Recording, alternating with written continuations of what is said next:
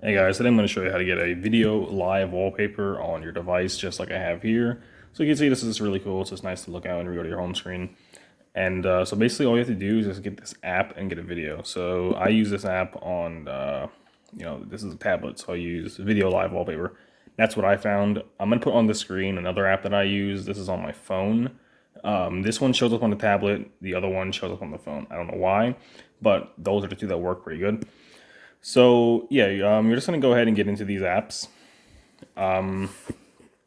and you set live wallpaper, and it does it for you. And when you press this press this like plus button, and it's gonna bring you to your gallery. You're gonna pick a video you want, and there's some settings, like don't keep it playing in the background to save battery, crop it to your device aspect ratio, all that good stuff.